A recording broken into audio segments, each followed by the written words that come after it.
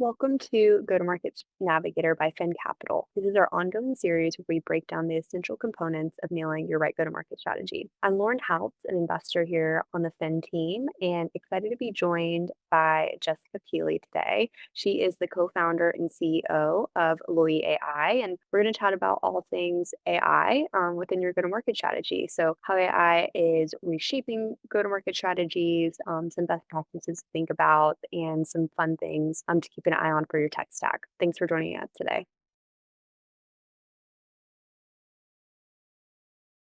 Well, thank you, Jess, so much for joining us. Super excited to chat today about how to implement AI into your go-to-market strategy. To begin, would love to hear a little bit more about your background, what you're building, and then we can kind of take the conversation from there.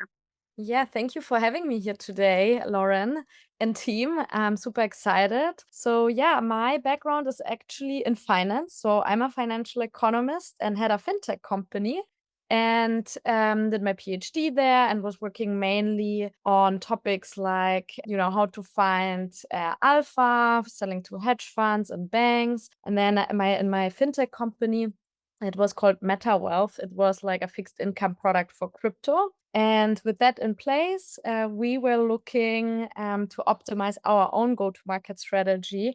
And since I was the technical co-founder, I had really struggles of doing that. So why is that? Yeah, you have like so many banks, so many hedge funds that you can sell to. But at the end of the day, I wasn't interested in the 10,000s that are out there in the US, for example, but I was interested in the ones that have crypto exposure, that have like a risk management department, but that is too small so that they are thinly, stretched. And I developed like a tool that helped us prioritize those banks and hedge funds. And fast forward, the fintech company closed, shut down, unfortunately. But this new company arose, which is now a go-to-market tool, AI tool called Loyee. And we work a lot with fintechs and helping them with their go-to-market strategies. So I think that's why I'm here. Amazing, thank you. No, that makes total sense. And I guess to kind of just start off the conversation, I would love to hear your perspective on how you've seen AI shift over the past few years, whether that's in your go-to-market strategy or not. So, I mean, obviously, before the LLMs, AI was always a hot topic, and I was working a lot on machine learning and AI topics. So, it was never like sexy to anyone, to be honest, like not investors, not companies, because it just required a lot of investment. And yeah, with the LLMs and OpenAI and so on launching, the appetite just increased tremendously. It became more accessible. And now it's about like finding the right way on how to implement it. So you have obviously the bottoms up approach, like everybody's using ChatGPT, for example, to help out with coding, with go to market.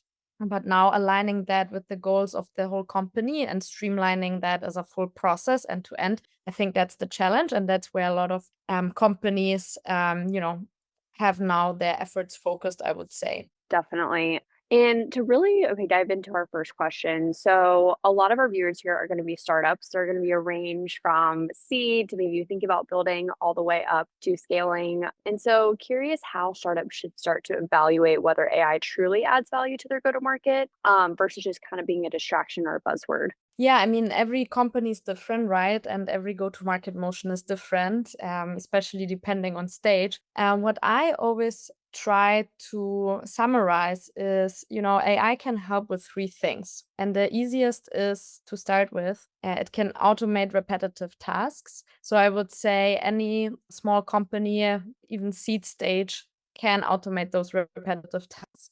Then you have, hey, AI can bring you like true insights to what you're doing. So, I would say that's the next step. So once you automate something that is repetitive, then you can add like the next layer on top, which is, providing the right insights and to make better decisions. And the last but I would say that's when you really scale is, automate the decisions. Then you trained it, you are confident that it's working, it's producing the right insights. So now, hey, let's help us make decisions for us with us.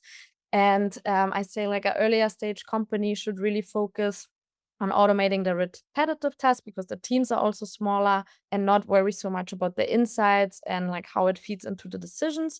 And the later stage companies that usually have already like a solid base of people, processes, and tech, they can really start with the insights and then while training that, eventually also automate decisions.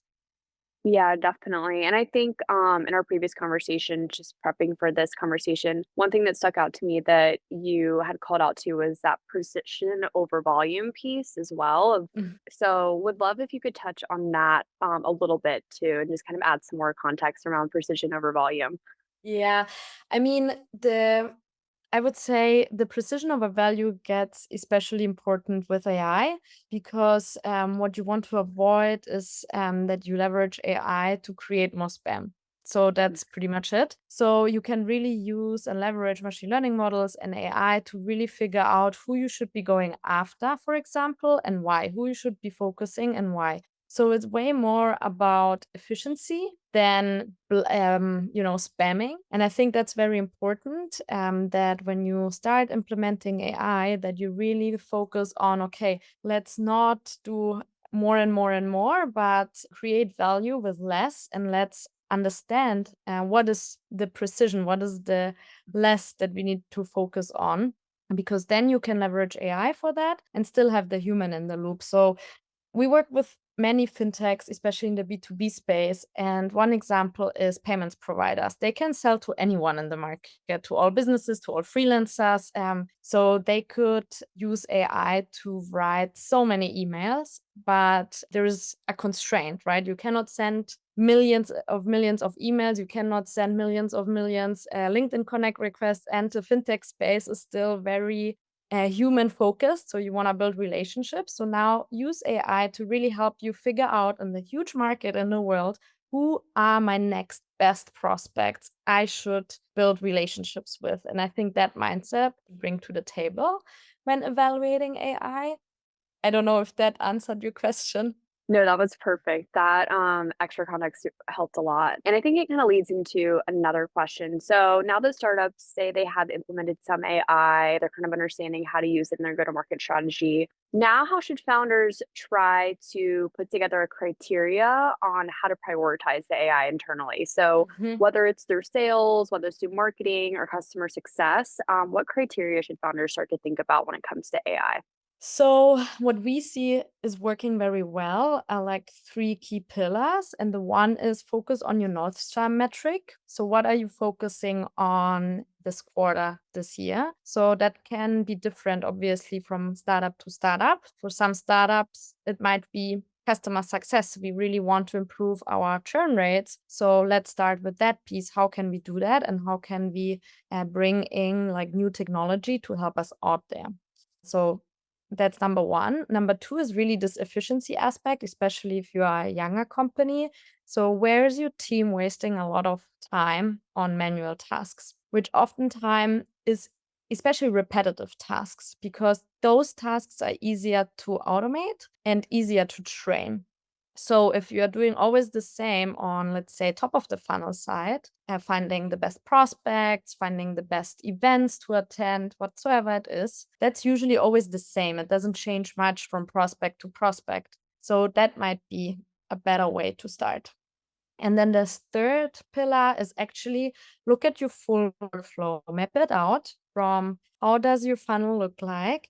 And it's always easier to start at the beginning. What is your ICP, right? How do you prioritize your ICP? Because everything else is dependent on that. So if your ICP is, let's say you are a payments provider and your ICP, you are selling payments for, I don't know, travel bookings, and you define that as your ICP, then obviously it should start at the beginning of the funnel because you know your ICP, you want to qualify those leads in, you want to book meetings with those leads, you want to close deals with those leads, you want to onboard them easily and smoothly.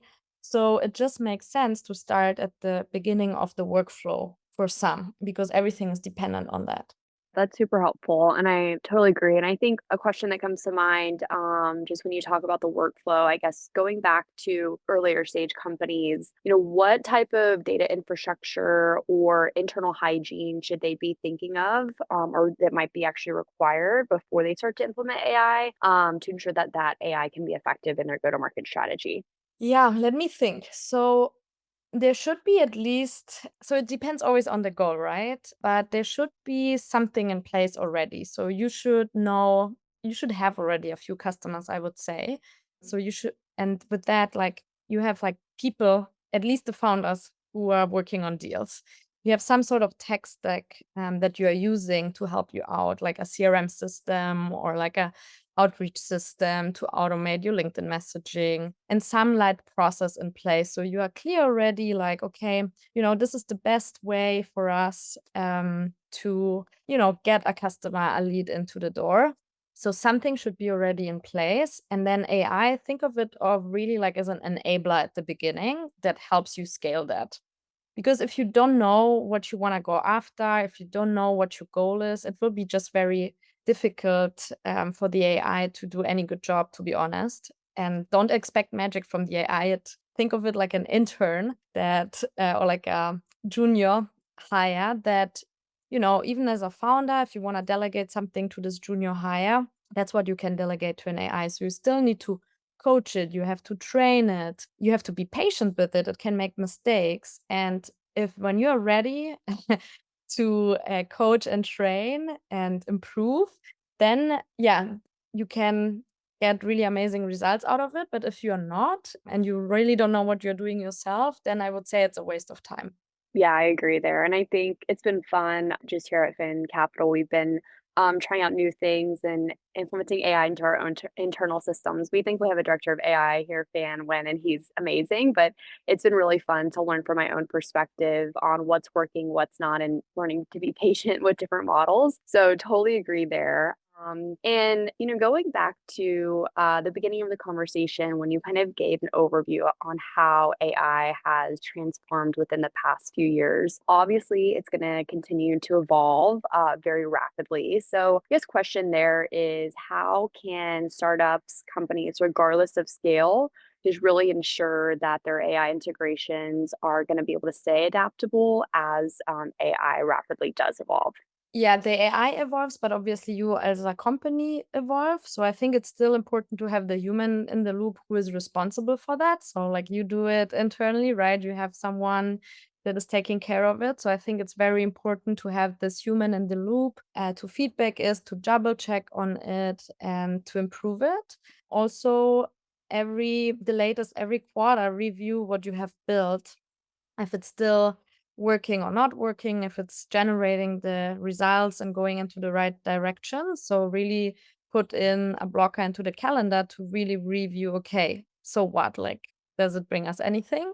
And obviously experiment. So never stop. Like if you implement something and it's working, be hungry already for the next because you have to, keep going as it's improving. And for that, it's always the easiest to have like a system where you collect all the data. So you have like a single source of truth where everything collects. For some people, it might be like a database in Postgres, or like someone is using Snowflake, others use the CRM.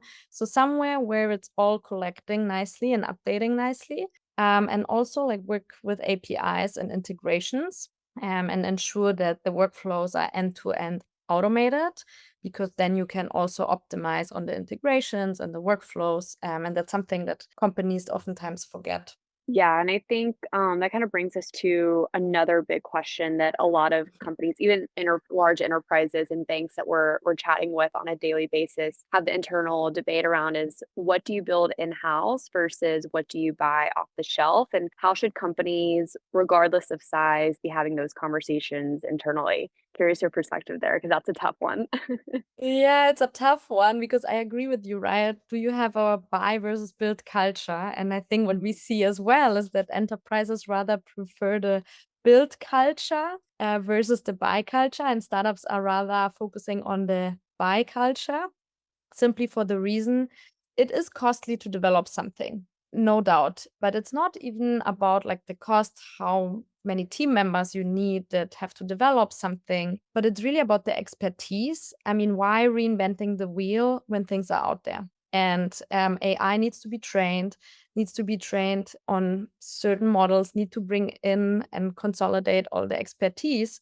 So it just takes time to build up this knowledge hub. So I would say when you start from scratch internally, you might have a great knowledge hub and execute on it fast. But there's so many companies that are doing that on a day in, day out basis, and they really truly understand what is working, what is not working, and you're missing out on this experience. So it will take you longer oftentimes. So what we see is when you build internally, it just takes you longer. And yeah, if speed is important, then I would say it's easier maybe to delegate that. Mm, and then also, what do your teams want to work on? So, why we see also for startups, rather delegating it and instead of building it themselves, is their core engineers and AI, yeah, data scientists, whatsoever, AI experts, they don't want to work on internal tooling. Like, they want to work on the core product of that company. They don't want to be like working on a sales tool. So, you know, 1000%. Yeah, so that's a that's great call why out. so that's what we see. Like, if I ask our engineers to do something for my internal needs, like, they roll their eyes, right? They're like, "We have so many bugs in our product," or, "Hey, we wanna focus on the features of that help us provide value to our customers. Why should we now care about your problem?"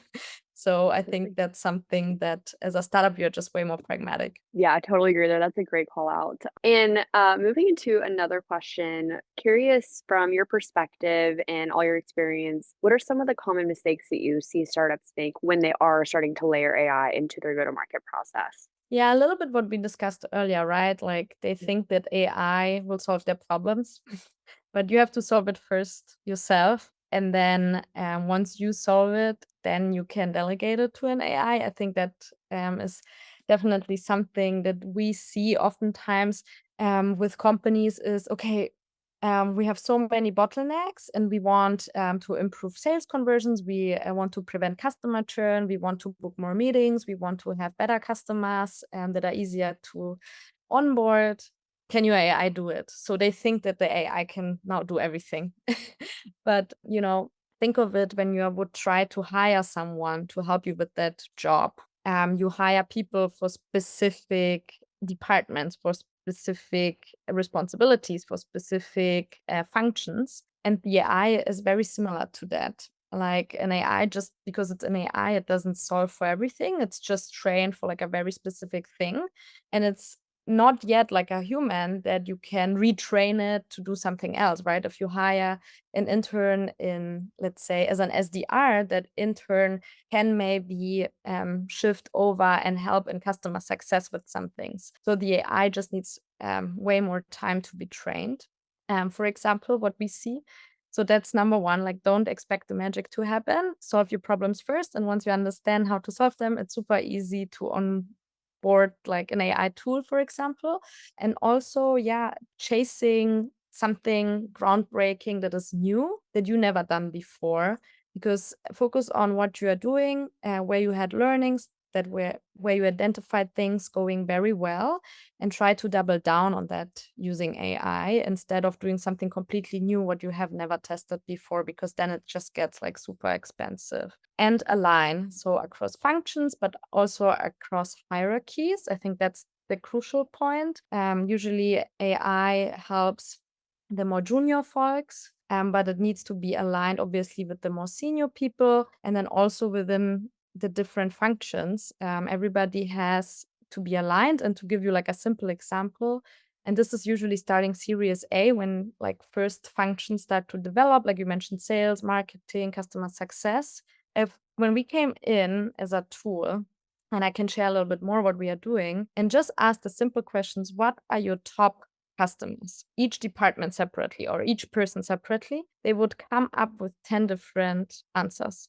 So sales and marketing, also different. So sales said, "Oh, the best deals I closed with those 10." Marketing would say, "Oh, the best leads we brought to the table are these 10." Customer success, "Oh, the best customers we work with are these 10." And they were all different. So aligning, why are they similar? Why are they the best? What makes them a good prospect, a good customer? That's super, super crucial. Yeah, and I would love to hear more. I think the segue is great into just hearing a little bit more about what you're building and how you're solving for that problem. So yeah, what we are building is Loyee.ai, and Loyee is a set of AI research agents on your market, on your prospects, and it finds the best customers for you.